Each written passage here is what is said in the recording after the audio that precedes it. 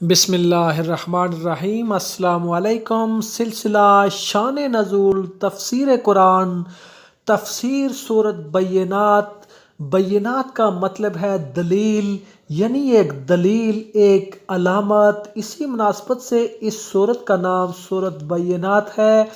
اس میں 8 آیات ہیں اور 1 رکوع ہے۔ یہ مدنی سورت ہے۔ بسم اللہ الرحمن الرحیم۔ اللہ تعالیٰ ارشاد فرماتے ہیں، لم یکن الذین کفروا من اہل الکتاب والمشرکین منفکین۔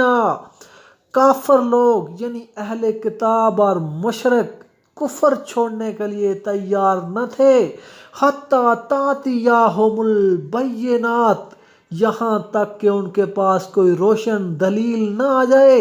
یعنی اہل کتاب میں یہ بات مشہور تھی کہ ایک نبی آخر زمان دنیا میں تشریف لانے والے ہیں۔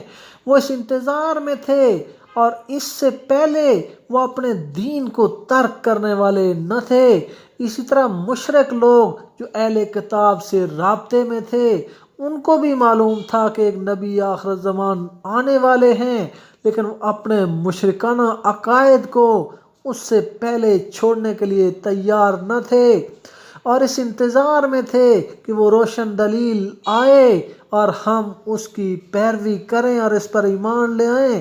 یہاں پر روشن دلیل سے مراد حضور صلی اللہ علیہ وآلہ وسلم ہیں، جیسا کہ اگلی آیت میں اللہ تعالیٰ فرماتے ہیں، حتیٰ تأتیہم البینات، یعنی آ جائے ان کے پاس ایک روشن دلیل، رسول من اللہ، اللہ تعالیٰ کی طرف سے ایک رسول، یتلو، جو تلاوت کرے یعنی جو پڑھے، صحفاً مطہرۃ، پاکیزہ صحیفے یعنی قرآن پاک، ان پر تلاوت کرے، فیہا کتب قیمات، بیچ اس کے سیدھی باتیں لکھی ہیں، یعنی قرآن پاک میں ایسی باتیں لکھی ہیں جو حق اور سچ ہیں اور انصاف والی ہیں۔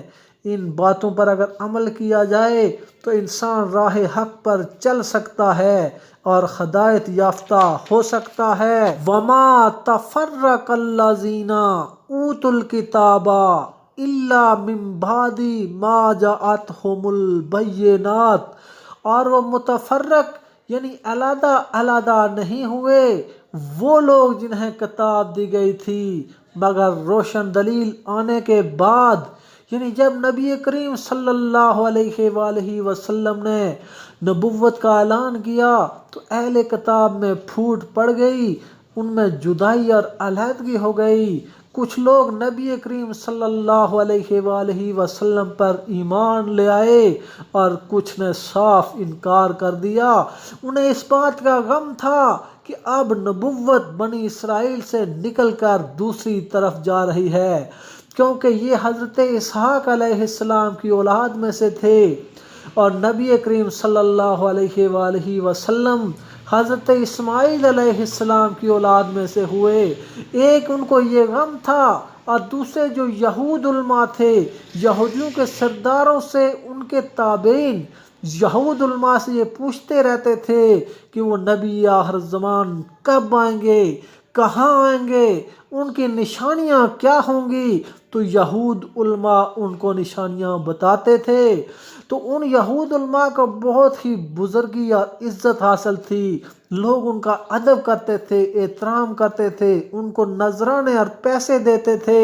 اب نبی آخر زمان صلی اللہ علیہ وآلہ وسلم کے آنے کے بعد ان کو یہ خوف پیدا ہوا کہ اگر ہم اس نبی کی تصدیق کر دیں گے اور یہ بتا دیں گے کہ یہی ہیں وہ نبی جن کی نشانیاں ہماری آسمانی کتابوں میں موجود ہیں، تو لوگ ہمیں چھوڑ کر ان کی پیروی شروع کر دیں گے اور ہماری سرداری، ہماری عزت و احترام ختم ہو جائے گا۔ اس وجہ سے انہوں نے کتاب میں تحریف، تبدیلیاں شروع کر دیں، یوں ان میں فرقے پیدا ہو گئے اور ان میں پھوٹ پڑ گئی۔ وما امروا الا لیعبدوا اللہ مخلصین لہ الدین، ان لوگوں کو تو فقط یہ حکم دیا گیا تھا کہ اللہ تعالیٰ کی عبادت کریں، اس کے لیے اپنے دین کو خالص کر لیں، یعنی عقیدہ درست کر لیں، عقیدہ خالص کر کے ظاہر و باطن میں اخلاص پیدا کریں اور اللہ تعالیٰ کی عبادت کریں، حنفاء ایک طرف ہو کر، یعنی باطل اور ناحق کو چھوڑ کر مخلص اور خالص ہو کر عقیدہ درست فرما کر اللہ تعالیٰ کی عبادت کریں۔